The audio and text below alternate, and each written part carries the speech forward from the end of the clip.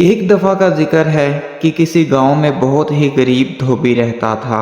कपड़ों की धुलाई के साथ साथ उसे आसमान को करीब से देखने का बहुत शौक था। वो और उसकी बीवी रोज धोबी घाट पर कपड़े धोने जाते थे। एक रोज जब उसकी बीवी कपड़ों को सुखा रही थी तो उसकी नज़र आसमान पर पड़ी। क्या देखती है कि आसमान से एक हाथी उड़ता हुआ जमीन पर उतर रहा है। जैसे ही वो जमीन पर उतरा तो वो गायब हो गया। 2-3 रोज तक वो दोनों यूं ही हाथी को जमीन पर उतरता देखते रहे।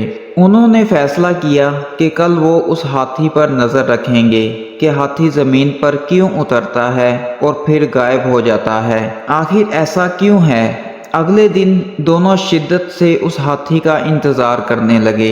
आसमान पर बार बार नजर दौड़ाने लगे। आखिर उनको आसमान से हाथी जमीन पर उतरता नजर आ ही गया।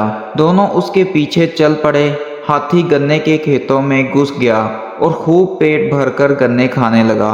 हाथी का पेट भरा और उड़ने की तैयारी करने लगा।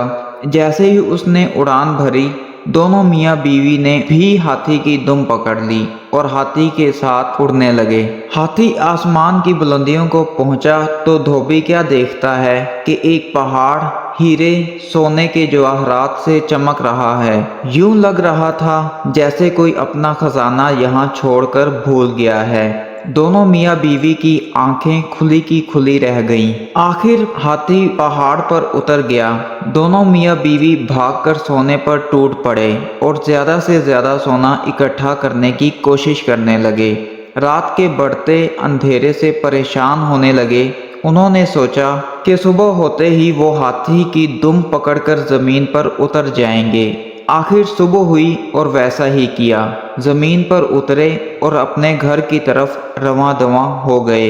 एक गरीब धोबी जो रोज बरोज अमीर होता जा रहा था, उसको देखकर सारा गांव हैरानो परेशान हो गया कि अचानक ऐसा क्या हुआ कि धोबी इतना अमीर हो गया है। गांव के लोग धोबी के पास आए और उसके यूं अचानक अमीर होने का राज पूछने लगे। धोबी उनको कुछ ना बताता।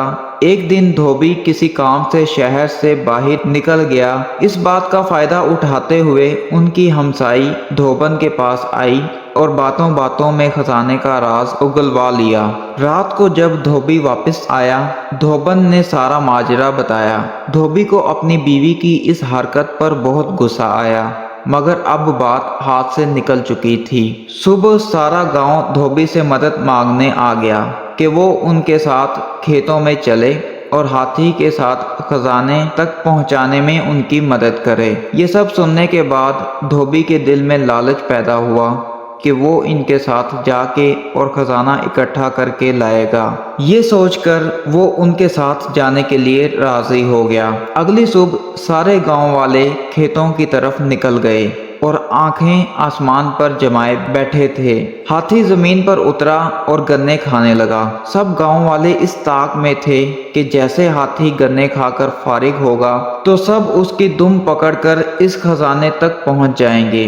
जैसे ही हाथी उड़ने लगा, सब ने उसकी दुम पकड़ ली। धोबी सबसे आगे उसकी दुम पकड़े हुए था और यूं उसके पीछे एक लंबी कतार में पूरे गांव वाले एक दूसरे को पकड़े उड़ते चले जा रहे थे। सब गांव वाले आपस में बातें करने लगे कि वहां इतना खजाना होगा कि हम सब लेकर आ सकेंगे। किसी ने कहा, खुद से सोचने से अच्छा है कि हम क्यों ना धोबी से पूछ लें। एक गांव वाले ने पूछा कि वहां कितना सोना है। धोबी खजाने की लालच में गांव वालों के साथ चल दिया था। दुम को छोड़ते हुए हाथों को फैलाकर कहने लगा, इतना ज्यादा। ये कहने की देर थी कि सब के सब जमीन पर गिर पड़े और हाथी मजे से आसमान में अपनी उड़ान भरने लगा और गांव वालों को उनकी लालच की सजा मिल गई।